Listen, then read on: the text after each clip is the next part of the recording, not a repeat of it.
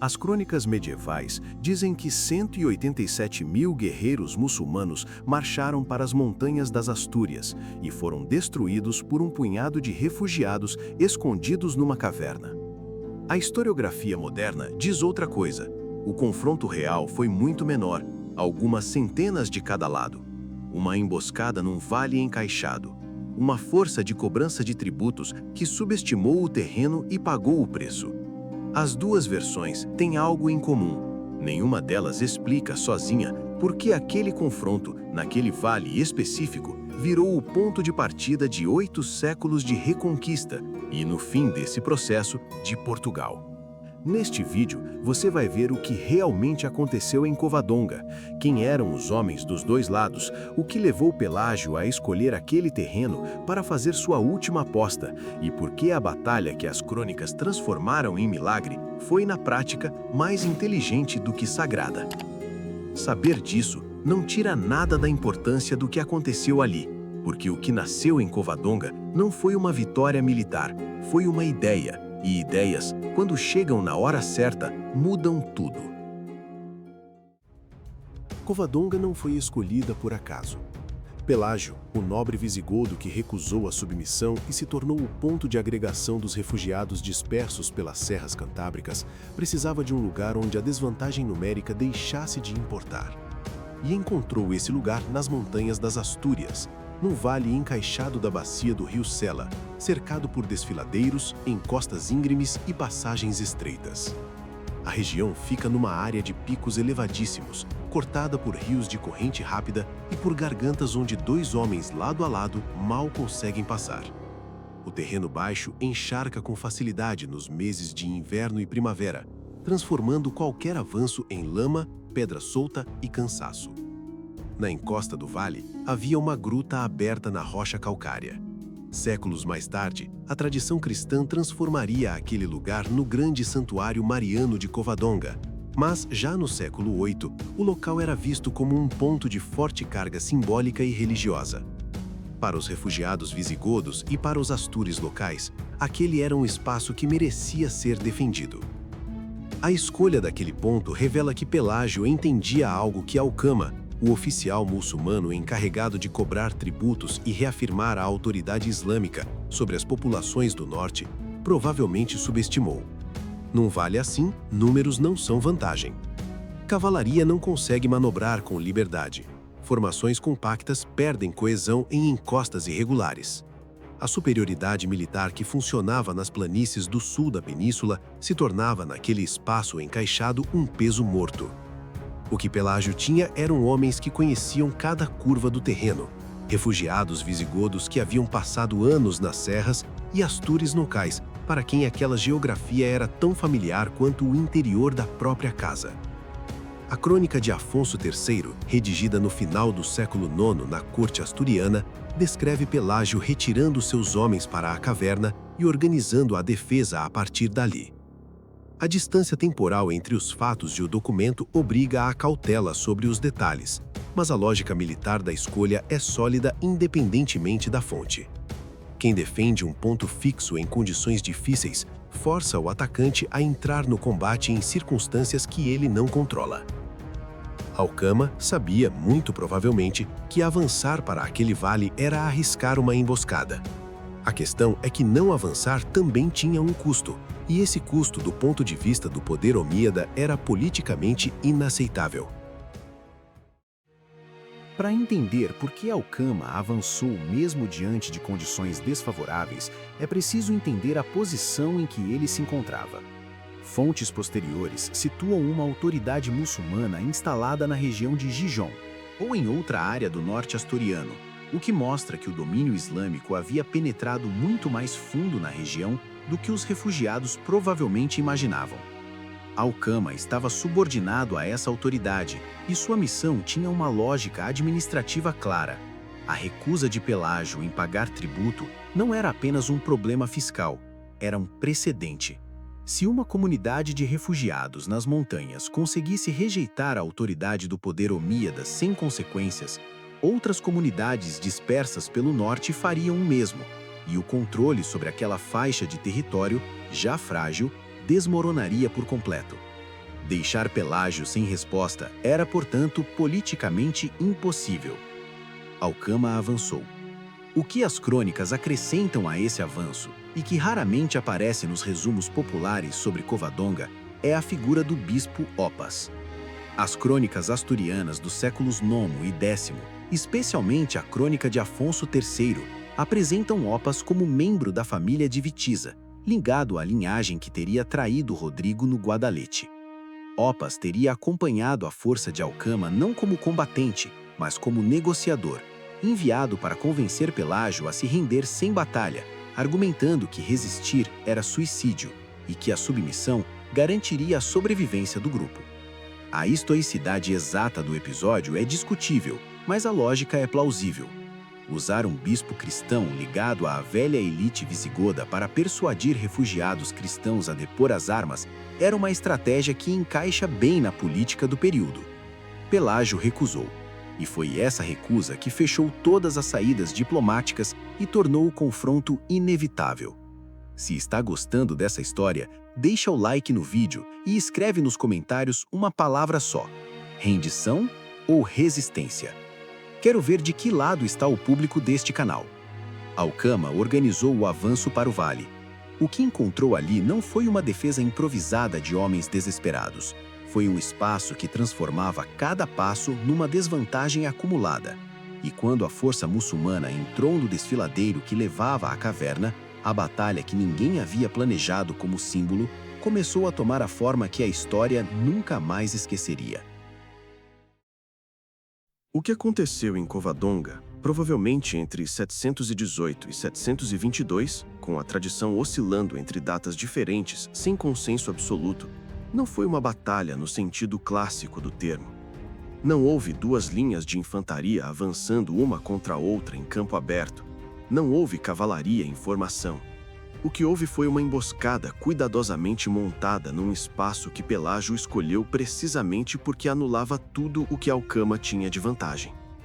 A força muçulmana entrou em um desfiladeiro com encostas íngremes de um lado e o vale fechado do outro. Os homens de Pelágio ocupavam as alturas, a posição mais vantajosa possível em combate de montanha. A crônica de Afonso III descreve pedras e dardos chovendo sobre os atacantes. E embora os detalhes específicos pertençam à narrativa escrita décadas depois, a mecânica da descrição é militarmente coerente com o relevo da região. Alcama morreu no confronto. Esse detalhe está registrado com bastante consistência nas tradições cristãs sobre o episódio, embora a escassez de fontes contemporâneas exija cautela em relação aos detalhes exatos. Com a morte do comandante, a coesão da força muçulmana colapsou. Uma retirada em montanha, sob pressão, sem o comandante, vira rapidamente uma debandada, e a crônica de Afonso III descreve exatamente isso. A força de Alcama se fragmentando e tentando sair pelo mesmo desfiladeiro por onde havia entrado. Parte da força muçulmana em fuga tentou cruzar para um vale adjacente, na direção de um lugar chamado Cosgaia. A crônica de Afonso III descreve uma avalanche ou inundação súbita. As versões variam entre pedras que desabam e o rio que transborda, que teria destruído essa coluna em retirada. As crônicas posteriores atribuíram o fenômeno à intervenção direta da Virgem Maria, transformando um evento meteorológico ou geológico plausível numa demonstração do favor divino sobre Pelágio e os seus. A historiografia moderna, incluindo a tradição de estudos associada a Cláudio Sanches Albornoz, tende a separar o evento físico, que pode ter ocorrido, da interpretação providencial, que foi claramente construída depois. Chuvas intensos no clima cantábrico são comuns. Desfiladeiros que transbordam rapidamente são perfeitamente plausíveis. Que uma força em retirada desordenada tenha sido apanhada por condições adversas é totalmente compatível com o terreno, sem necessidade de milagre. Mas é aqui que a história de Covadonga se torna mais interessante do que qualquer uma das duas versões isoladas consegue ser. O milagre que deu a Covadonga o seu nome não aconteceu no momento da batalha. Ele foi construído depois, por quem precisava que aquilo significasse mais do que uma emboscada bem executada num vale de montanha. E perceber quem construiu esse significado e por quê é entender por que Covadonga ainda importa 8 séculos depois. Pelágio morreu por volta de 737, segundo a tradição crônica asturiana. Nesse intervalo, ele não proclamou um reino, não estabeleceu uma capital no sentido formal do termo. Cangas Dionís funcionava como sede de sua liderança, mas o que existia ali era ainda uma confederação frágil de sobreviventes, não uma estrutura de Estado. O homem que as crônicas posteriores transformariam no fundador de tudo, morreu sem saber que estava fundando coisa alguma. Foi a geração seguinte que começou a perceber o valor político do que havia acontecido em Covadonga, e a geração depois dessa, que transformou esse valor em narrativa oficial. Afonso III, rei das Astúrias entre 866 e 910, governava um reino que havia crescido consideravelmente desde os dias de Pelágio, absorvendo a Galiza e ampliando sua influência para sul. Mas ele ainda precisava de uma fundação mítica que legitimasse essa expansão. Um rei que governa territórios cada vez maiores precisa de uma história que explique por que tem o direito de governá-los, e a história de Covadonga, com Pelágio como herdeiro da tradição visigoda escolhido pela providência para iniciar a recuperação da península, servia a esse propósito com precisão cirúrgica. Foi sob Afonso III que a crônica que leva seu nome foi redigida, provavelmente por clérigos da corte, transformando o confronto de 718 ou 722 em uma batalha épica de proporções providenciais e Pelágio em um herói de linhagem real, ungido pelo favor divino. O bispo Opas, que nas fontes mais antigas surge como figura de contornos imprecisos, tornou-se nas crônicas de Afonso III o traidor explícito, o cristão que teria escolhido o lado errado em 711 e tentado convencer Pelágio a fazer o mesmo. A avalanche que teria destruído a força muçulmana em retirada tornou-se intervenção direta da Virgem Maria, protetora do santuário de Covadonga. Os números dos atacantes foram amplificados até a inverossimilhança. 187 mil homens numa operação que, pela lógica administrativa do período, era de cobrança de tributos, não de conquista territorial. Isso não significa que as crônicas de Afonso III inventaram Covadonga. Significa que elas moldaram o episódio. Pegaram um evento real, militarmente modesto, mas politicamente decisivo, e o envolveram numa narrativa que transformava sobrevivência em missão, recusa em vocação e acidente geográfico em destino. É o que as cortes medievais faziam com seus momentos fundadores. Carlos Magno fez o mesmo com Roncesvalles. Os reis normandos fizeram o mesmo com Hastings. A diferença entre um episódio histórico e um mito fundador não é a verdade dos fatos, é a necessidade que as gerações seguintes têm de que aquilo signifique algo maior do que foi. O que torna Covadonga singular não é o confronto em si, mas o fato de que a narrativa construída em torno dele se revelou duradoura o suficiente para atravessar séculos e continuar organizando identidades muito depois de o Reino das Astúrias ter deixado de existir. O Condado Portucalense, que emergiria 2 séculos depois nas terras entre o Minho e o Douro, herdou dessa tradição asturiana não apenas território e estruturas eclesiásticas. Herdou a ideia de que havia uma continuidade legítima entre o reino visigodo perdido em 711 e os reinos cristãos que a reconquista ia construindo peça a peça. Covadonga era o elo que tornava essa continuidade narrativamente possível.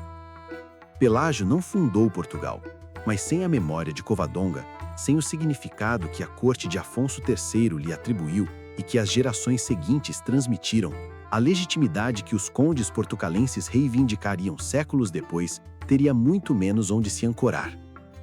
Covadonga foi um milagre ou uma emboscada bem executada? Para o público rigoroso deste canal, a resposta provavelmente já está clara, mas eu quero ver esse debate nos comentários. Escolhe um lado e escreve em uma frase: milagre ou estratégia. Vou ler todos os argumentos. Em 711, um reino desmoronou em meses por causa de divisões acumuladas ao longo de décadas. No episódio anterior, vimos os que recusaram aceitar esse colapso como definitivo e fugiram para as únicas montanhas que o poder omíada decidiu não valer o esforço de conquistar.